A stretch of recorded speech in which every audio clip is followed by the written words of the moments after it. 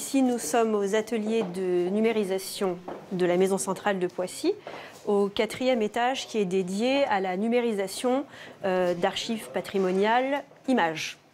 Nous avons un deuxième atelier qui est un atelier de numérisation mais de bandes sonores. Au travail d'habitude qui est offert en prison, ça se rapproche plutôt de l'usine. Ils travaillent à la chaîne, ils travaillent sur des presses, c'est très bruyant. Vous entendez bien ici, il n'y a pas de bruit.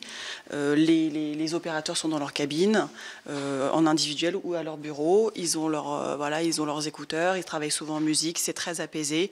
Ça fonctionne ici un petit peu comme une petite entreprise. Quand ils démarrent, ils sont à 4,45 brut de l'heure. La remise au travail fait partie aussi de la préparation à la sortie. L'objectif, c'est que le détenu se réhabitue à une relation de travail. C'est super important de travail pour les détenus, au-delà de la préparation à l'après. Ça leur permet de gagner un petit peu d'argent, ce qui leur permet pour certains de rembourser leur partie civile, donc les dommages à intérêts auxquels ils ont été condamnés pendant leur procès. Ça leur permet de continuer à être un soutien de famille, donc envoyer de l'argent à leurs proches pour continuer, participer à l'éducation des enfants, participer au loyer, un certain nombre de choses.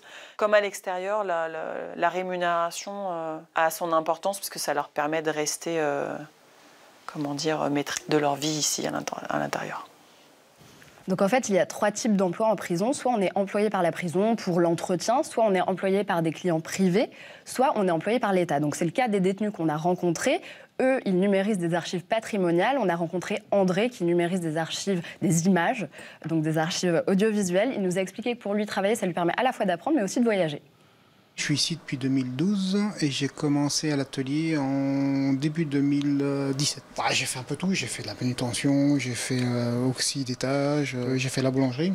Après, suite à une opération, je ne pouvais plus forcer, donc je suis monté sur ce poste. Ce qu'on gagne ici, on le redépense ici, en fait. Ça nous permet de vivre, d'agrémenter notre quotidien en détention, en fait. La photo, c'était pas du tout quelque chose que je connaissais. J'ai cherché à comprendre.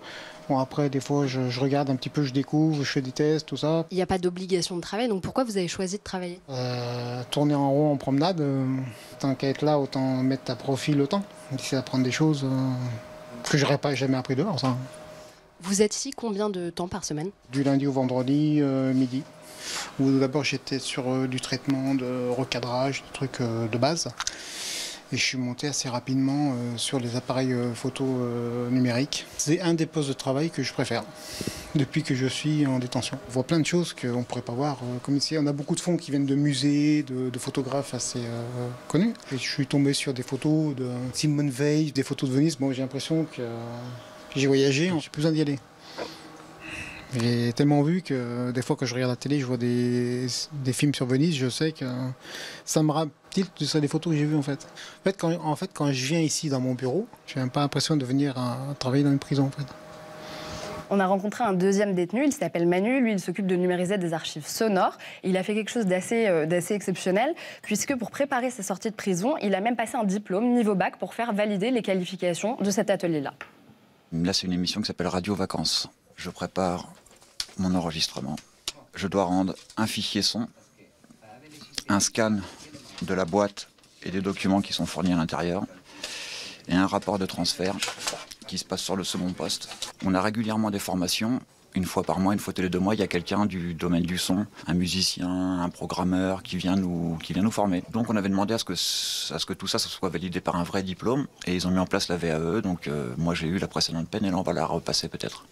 La VAE, ça sera un diplôme de technicien son niveau bac.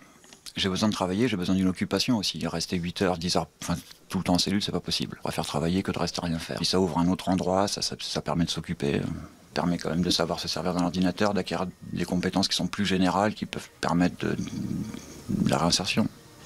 Après sortir pour aller travailler dans la musique, je sais pas si on sera nombreux.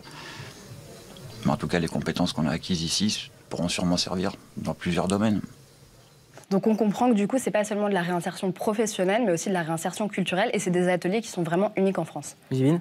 Ouais, je trouve ça très bien. Nous, ce qu'on avait fait en prison, c'était sensibiliser les détenus sur les différents emplois autour du cinéma qui ne nécessitaient pas forcément de compétences artistiques et ni de casier judiciaire vierge.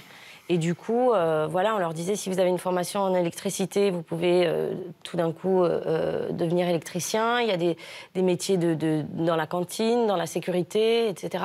Et c'est vrai que ça les motivait, ils avaient envie. 24 heures dans une petite pièce, évidemment qu'il faut se former, évidemment qu'il faut s'ouvrir et préparer l'après. Donc ça paraît logique, mais ça ne doit pas exister partout.